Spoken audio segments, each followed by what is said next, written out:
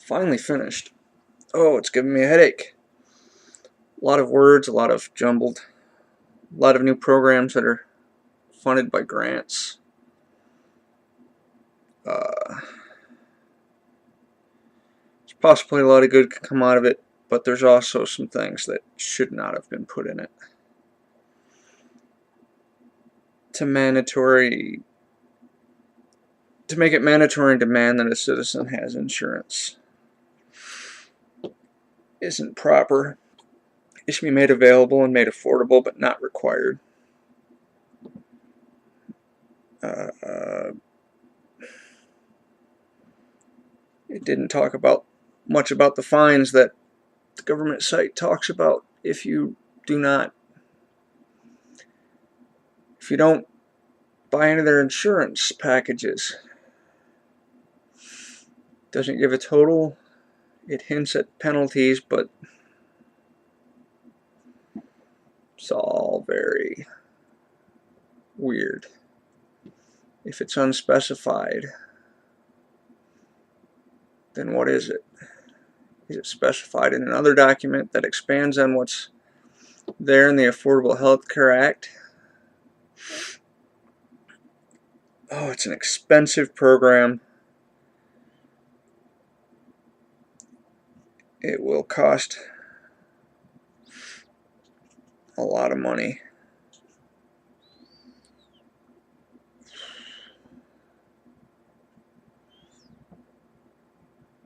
Affordable, that's debatable.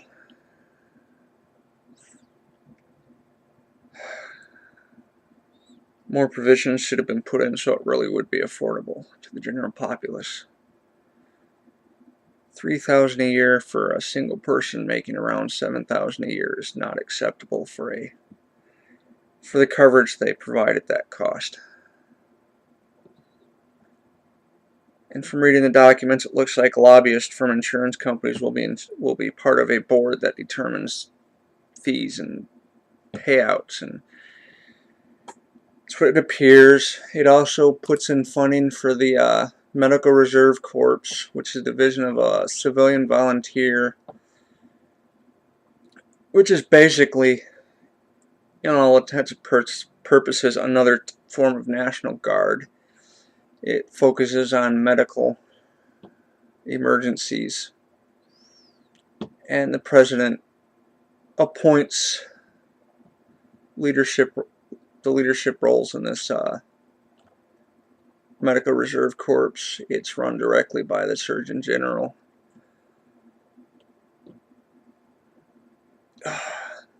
I think a group of law students who are in their final years should take up the task of digging through it and defining it for the common man. It would clear up some confusions.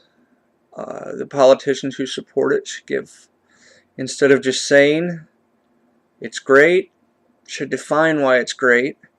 Nobody should be exempt. The cost should be a flat level. The coverage should be a flat level. It would make it balanced and truly affordable. And what I mean by flat level is it can't go above a certain percentage of income, which I would say would be 8%. Because there's people that's forced to now have health care that would never use it in case of emergencies. And then there's people who want to use it all the time. But it's a toss-up on whether it's rather as good as they say or whether it's not. I will say this, I don't think it's worth the government shutdown. It's an expensive program, but some of the monies come from other programs that have been incorporated into this act. So it's a toss-up on whether the incorporation of this money is actually a good thing or a bad thing. Like I said, it would take law students that would want to do this as a assignment, or just to clarify it for people, or to put together a comprehensive description. Because when I ask people who should know about the law, a lot of them don't know the answers. They just say it's good, go with it. And I'm like, well, that doesn't answer the question. That doesn't say why it's affordable when it's clearly not in several cases. Premiums are high if you go with one directly with a package, but if you find a private provider, you can get the same coverage for less. It's kind of confusing how that's considered affordable. Alright, that's my say on the Affordable Health Care Act. I know for low income people it's not going to be affordable, and those are the people who really don't have health insurance anyways. And it's a shame that the only way they're going to get it if they don't have it is if the state they're in expands the Medicaid program, which they're not required to do. Okay, like I said, read it for yourself. It's over 900 pages.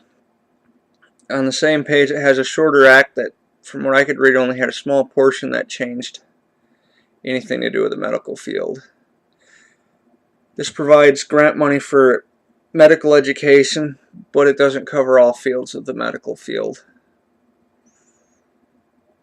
It really needs to be reviewed and read and well defined, if not redefined in some areas. It's like 20 different people wrote it and then they slapped it together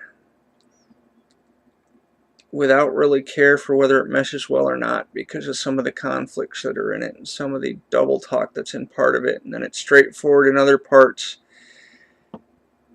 Different people had a hand in writing it and it wasn't well defined, and I see where the arguments come in. So like I said, read it for yourself. Make your own decisions. Go to the website where you can look into the cost of the Affordable Health Care Act and see if it's affordable for you. Because like I said, if I didn't already have insurance, I would not afford what's offered. Any of it. None. Zero. Zilch. Alright. Have a good day.